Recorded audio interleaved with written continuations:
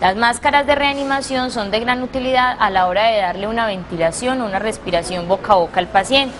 Existen dos tipos de máscaras, esta que es una máscara plástica que se puede utilizar nuevamente, es reutilizable, pero hay que tener presente que entre un paciente y el otro debemos esterilizarla y limpiarla adecuadamente.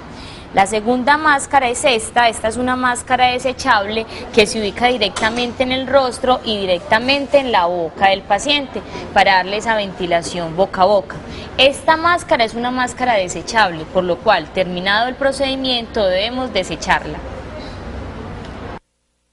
Uno de los principios básicos de la bioseguridad es el principio de universalidad. Él habla de que todo paciente debe considerarse contaminado y potencialmente contaminante, por lo cual debemos de pensar que cada uno de estos elementos de bioseguridad no solo va a garantizar nuestra seguridad, sino la seguridad del paciente, y que a la hora de utilizar cada uno de los elementos adecuadamente estamos ayudando a nuestra propia salud. Al parecer hay un sendero libre para entrar directo hacia el interior de la bodega. Entraré y revisaré si hay heridos. Parece que hubo una explosión en ese cuarto donde guardan los fertilizantes. Muchos de ellos son inflamables. ¡Oh! Hay un herido que está en el suelo. Puede que esté inconsciente. ¿Alguien me puede escuchar? Soy una persona que viene a ayudar. ¿Hay algún herido? No contesta. Al parecer debió estar muy cerca en el momento de la explosión. Parece estar inconsciente. Ha perdido mucha sangre. Debo ir a ayudarlo. No encuentro quién más pueda auxiliar en esta situación. Casi todas las personas huyeron debido a la explosión. Si veo a otra persona, le daré instrucciones sobre cómo nos puede ayudar. Es un momento tenso. La situación parece estar estable, pero hay un herido inconsciente. Con valentía, pero responsabilidad y siempre alerta, Hernán avanza hasta llegar a la víctima.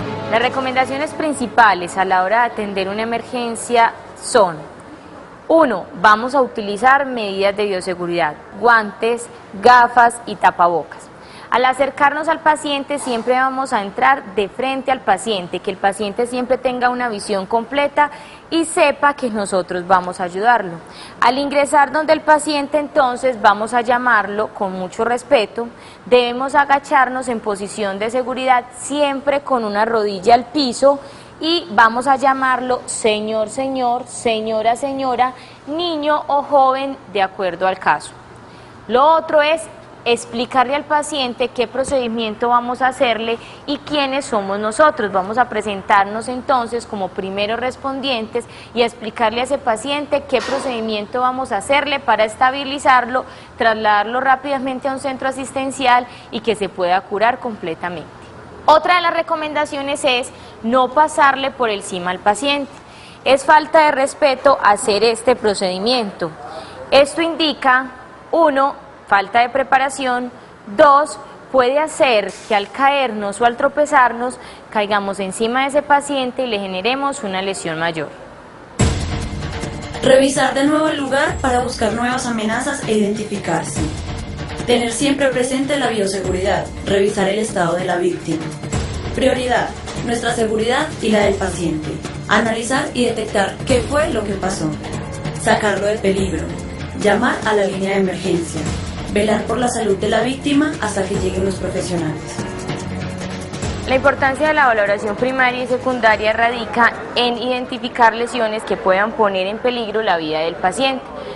¿Qué voy a identificar? Voy a identificar esas lesiones que pueden ser potencialmente graves para tratarlas, para darle una atención inicial y para garantizar que ese paciente pueda llegar rápido y fácilmente a un centro asistencial donde va a tener el cuidado definitivo.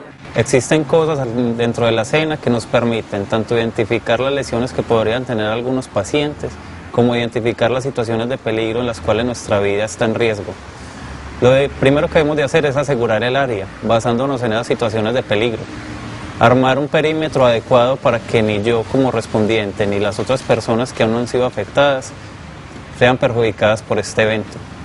Si recurrimos, por ejemplo, a una explosión dentro de una tienda de químicos, existen riesgos tales como lo son explosiones, incendios, fugas de gas, los mismos derrames de los químicos que de pronto no podemos ver sus propiedades químicas, pero a nosotros nos están perjudicando, porque pueden emanar gases perjudiciales para nuestra salud.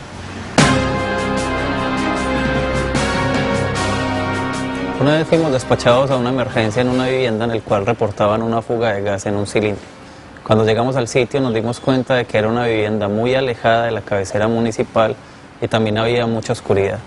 Ingresamos al interior de la casa, encontramos la fuga de gas en el cilindro, pero como no teníamos una iluminación adecuada, le pedimos el favor a la señora que si de pronto tenía una linterna para tratar de iluminarnos un poco más. Poco después la señora llegó alumbrando con una vela encendida. Eso era una situación grande de peligro porque si teníamos una fuga de gas de un elemento inflamable, esto nos puede haber generado una explosión. Inmediatamente identificamos esto, alejamos a la señora del lugar para que nuestro entorno permaneciera seguro.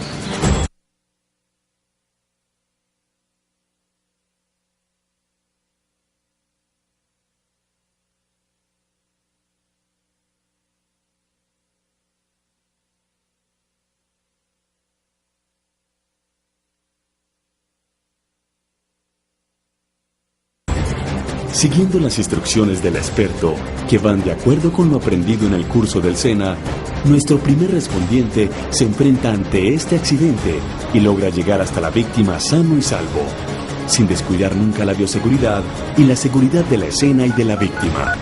Línea de atención inmediata, ¿cuál es su emergencia? Sí, mi nombre es Hernán Jiménez, soy primer respondiente del SENA. Hubo una explosión en una bodega de la ferretería. He revisado el lugar y solo veo un herido. La situación parece estar estable. Yo le estoy prestando los primeros auxilios, pero necesito ayuda. Está bien, Hernán. Ya le despachamos ayuda.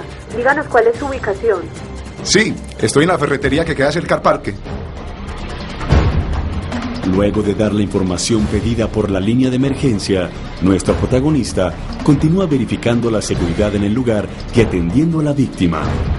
Pero está a punto de vivir una experiencia inesperada y solo usando su propio juicio podrá salir de ella y lograr así salvar a la víctima.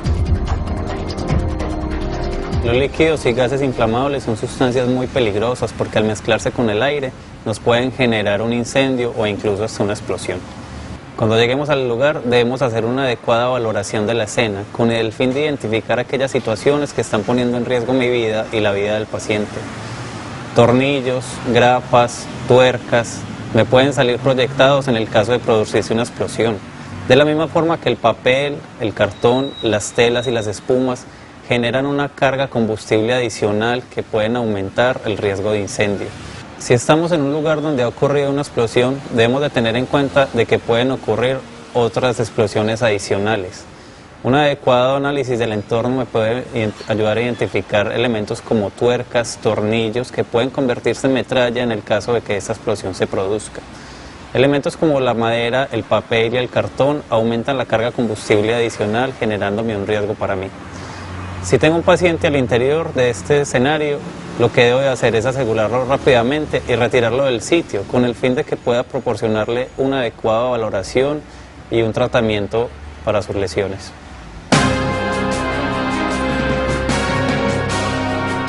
Una vez llegamos a un restaurante en el cual nos habían reportado una fuga de gas. Al llegar al sitio y hacer el análisis de la escena, nos dimos cuenta de que había una persona que estaba intoxicada por la inhalación de este gas. Al interior del recinto teníamos también cuchillos, tenedores y cucharas que en el caso de presentarse una explosión, ellos se podrían haber convertido en proyectiles que nos podrían perjudicar a nosotros. Lo que hicimos fue tomar estos cilindros de gas, retirarlos lejos de nuestro paciente y así poder acceder a él y brindarle entonces una atención adecuada. Desde acá puedo ver el líquido inflamable. Debo mantener a la víctima inmóvil, pues puede tener un daño cervical. Si la dejo aquí, es probable que no sobreviva. Debo llevarla a una parte alejada donde no haya peligro de explosión. Luego de superar victoriosamente este inesperado percance, Hernán asegura a la víctima mientras espera al personal profesional de emergencia. De igual forma, recoge los elementos que hacen parte de su botiquín personal y hace un recuento de aquellos que ha gastado, pues una vez superada la situación, debe reponerlos. Diariamente podemos encontrarnos pacientes con trauma o con enfermedades súbitas. Para la atención inicial de estos lesionados es ideal contar con la presencia de un primer respondiente, el cual va a garantizar que ese paciente se estabilice adecuadamente y sea trasladado rápidamente a un centro asistencial. La primera experiencia que tuve como primer respondiente la desarrollé durante un accidente de tránsito donde había un adulto mayor como víctima, quien tenía una fractura de fémur. El paciente estaba muy intranquilo, por lo cual lo primero que hicimos fue tranquilizarlo, estabilizarlo para poderlo trasladar. La parte de la confianza que le generamos a este paciente fue de mucha utilidad porque facilitó toda su atención, porque confió plenamente en nosotros y se sentía seguro de que la atención que le estábamos brindando era una atención oportuna y eficaz. Luego de que el cuerpo de emergencia llega al lugar del accidente y de una agitada mañana para nuestro protagonista, quien aplicó correctamente lo aprendido en las guías de aprendizaje del SENA, la situación queda controlada.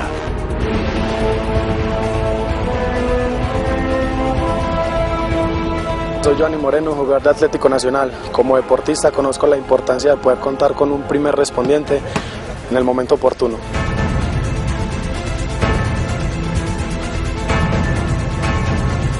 Todo primer respondiente, cuando responda a una emergencia, debe recordar seguir 3 pasos generales: valorar, llamar y cuidar.